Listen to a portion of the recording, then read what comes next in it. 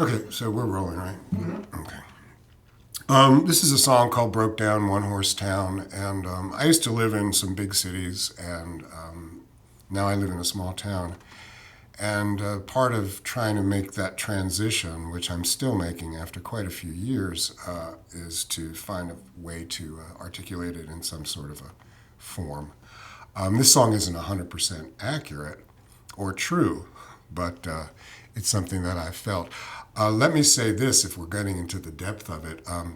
The chorus has a line. There's one thing about line and track. These old boys like to bust your back. Well, I stole that from a Taj Mahal record, and I believe that was a traditional song called Line and Track, which had to do with putting down the railroad tracks, and they would sing this song called Line and Track as they lined the track and drove the spikes. So basically, it's a labor song. It could be called a slave song. It could be called a prison song, and that has something to do with the desire to express these terms. And it's called Broke Down One Horse Town.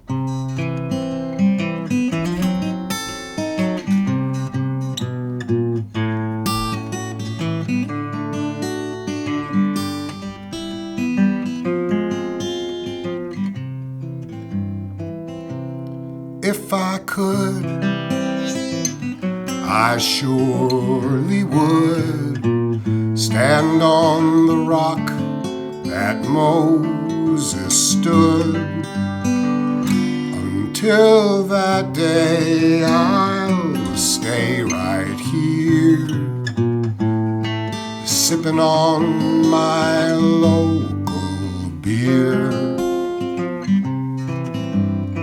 I know the man who makes the stuff. His voice is soft, but his hands are rough. He tells you when you've had enough. In this broke down one horse town.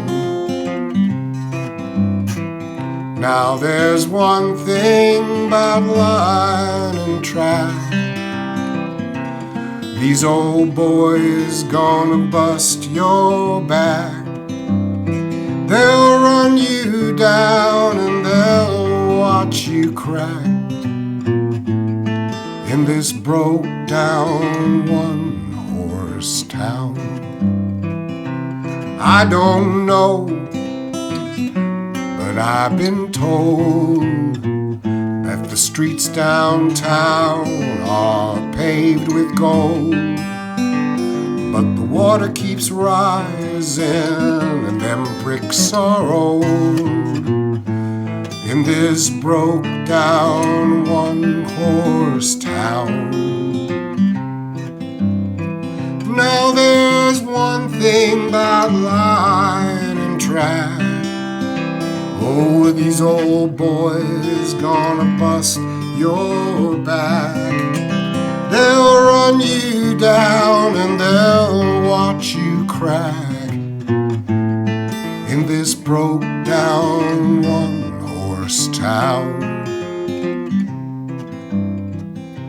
I'll take my 6-pack, drag it in the shade, and dream about the money I ain't made. I gotta sell a little oxy so the rent gets paid. Living in a broke down one horse.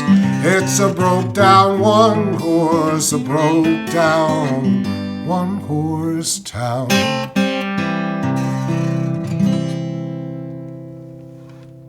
There it is. Any resemblance to a place you've ever lived is purely coincidental. Hello, my name is Jeff Glickman, and I'm here in the living room. Wonderful, wonderful. Okay, so Jeff, how long have you been playing music? I've been playing music for 65 years. Oh, wow. Okay, how old are you, Jeff? I'm 65 years plus 7 when I first picked up the guitar. Wow. Okay. So, what has kept your relationship with music going all these years? Well, to tell you the truth, it hasn't always existed for me all these years, because there were times in my life where the music or the playing of music represented something that I was no longer happy about or involved in. My interests lay in other places. And for some reason, the devotion that I once had fell away, and my devotion for other art forms increased. And this guitar, which I bought in 1968, sat in my closet for years without being used. And then one day I pulled it out and realized I had to put it back together because the bridge had lifted and it was a mess, and I felt really badly about it, neglecting this instrument. And I put it back together and got with more people, and we started to play music again in New York, and we played out in the streets, and we played in bars, we played any place we could. We had little bands. We just started to do it just for the joy of it, and kind of always trying to recapture a certain sense of youthfulness with what we were doing. And then I started to take it very seriously. I played hours every day. I got better and better. I started to understand music theory. I'm dyslexic, so I can't read music. I wasn't ever able to understand those things on the page, so I'm completely self-taught. And it's basically kept me sane throughout the rest of my life, because I can always, regardless of what happens in the day, come back to my oldest friend. And we sit down and we have this little conversation. And some things, great things happen, and sometimes I want to smash it and leave it in the closet for another 10 years, but that really won't happen. And now I play in a cover band, and I play other people's material, and have found a joy in that, a joy in interpretation, a joy in playing with other people in a way that I had lost playing by myself, or playing by myself. Because it's lonely up here. And when you play your own material in a restaurant or a bar, it's not necessarily what the people are accustomed to or really want to hear. I mean, I've had clients come up to me, or clients of the restaurant, and say, "Can you play something that I like?" And, well, there you go. It's kind of it says it all. Your soul gets a little crushed. You make $120 and get a fried chicken sandwich, and you go home and say, "What's going on here?" So despite economic issues, despite career issues, despite opportunity issues, I've still kept it up. And I don't really know what I would do without it. So that's how it goes. Maybe that's just it. Maybe that's the simple truth. We just don't know what we do without it. No, and not even the time, but it's this dialogue that's created within a very small space that has absolutely nothing to do with anything else in the world, really.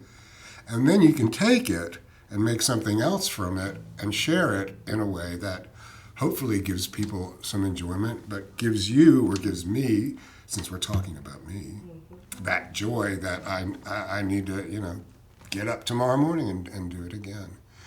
So it's been a gift, and I've been fortunate enough to be able to give some of it back, throughout my life. And I think that, more than anything, is the ability that the dialogue is here, and then it becomes wider and more, hopefully more generally accepted, because I don't like anything I make. So, I want to take it out in the world so that some people might say, "Hey, that's not bad."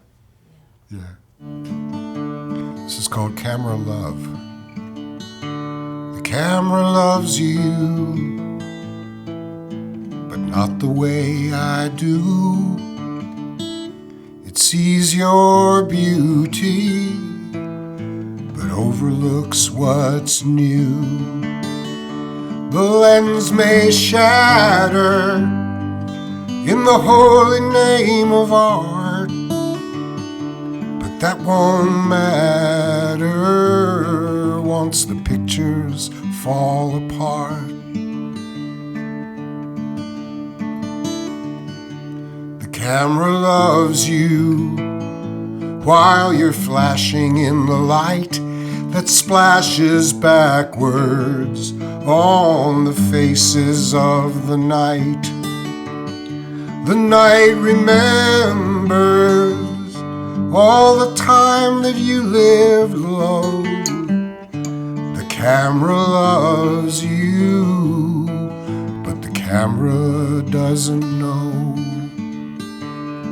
All the photographs have faded, the colors no longer exist, but the enemy, your memory, persists. And I hope that I'm not hated by the people that I miss. Every picture is a story, every story is a kiss.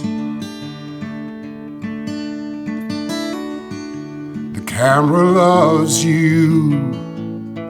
Your eyes outshine the sun, reveal the history of all the harm we've done. You're only human, no need to sit and cry. The camera loves you, and the camera doesn't lie. All the photographs have faded, the colors no longer exist, but the enemy, your memory, persists. And I hope that I'm not hated by the people that I miss. Every picture is a story, every story is a kiss. The camera loves you, but not the way I do.